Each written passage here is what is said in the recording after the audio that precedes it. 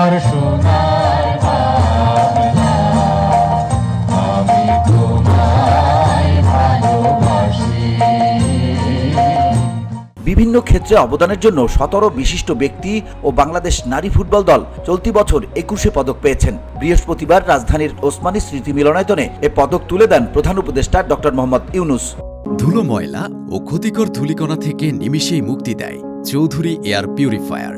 এর শক্তিশালী সাকশন ঘরের কোনায় কোনায় লুকিয়ে থাকা সকল ধুলা টেনে ফিল্টার করে এবং বের করে আনে নির্মল ও স্বাস্থ্যকর হাওয়া।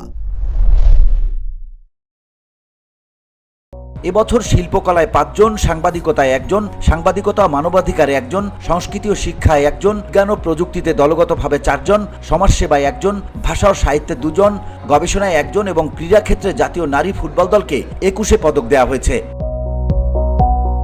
পদক বিজয়ীরা প্রধান উপদেষ্টার কাছ থেকে নিজ নিজ পদক গ্রহণ করেন। মরণোত্তর 21 পদক বিজয়ীদের পক্ষে তাদের পরিবারের সদস্যরা এই পদক গ্রহণ করেন। সাংবাদিকতায় এবার 21 পদক পেয়েছেন সাংবাদিক মাহফুজুল্লাহ মরণোত্তর, তার পক্ষে পদক নেন তার স্ত্রী। সাংবাদিকতা মানবাধিকারে পদক পেয়েছেন দৈনিক আমার দেশের সম্পাদক মাহমুদুর রহমান।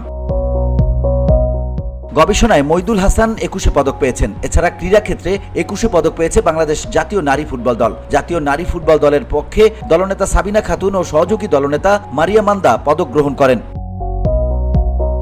পরে বক্তব্য দেন প্রধান উপদেষ্টা। এ সময় দেশকে সামনের দিকে এগিয়ে নিয়ে যেতে সবার প্রতি আহ্বান জানান ডক্টর মোহাম্মদ ইউনূস।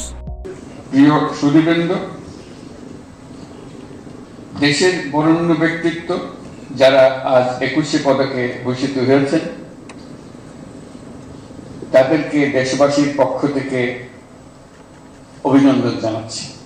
প্রতিটি মানুষের স্বপ্ন দেখার এবং সেই স্বপ্ন বাস্তবায়নের সকল সুযোগ নিশ্চিত করা, মানুষের জীবনযাত্রাকে এমনভাবে গড়ে তোলা যাতে করে পৃথিবীর অস্তিত্ব কোনো রকমে বিঘ্নিত না হয় এবং পৃথিবীর উপর বসবাসরত সকল প্রাণীর সুস্বাস্থ্য নিয়ে বেঁচে থাকা কোনো রকমে বিঘ্নিত না হয়। আজ এই মহান শহীদ দিবস ও আন্তর্জাতিক মাতৃভাষা দিবস 2025 উদযাপনের স্মরণীয় দিনে আমরা জাতির এই স্বপ্নের আশু বাস্তবায়ন নিশ্চিত হোক, এই কামনা করছি। পদকপ্রাপ্ত প্রত্যেককে 4 লাখ টাকার চেক সহ 35 গ্রাম ওজনের একটি স্বর্ণপদক, রেপ্লিকা ও একটি সম্মাননা পত্র দেওয়া হয়। ভাষা আন্দোলনের শহীদদের স্মরণে চালু করা 21 পদক সরকার প্রতি বছর বিভিন্ন ক্ষেত্রে বিশেষ অবদানের স্বীকৃতি হিসেবে দিয়ে থাকে। VOD Bangla news desk.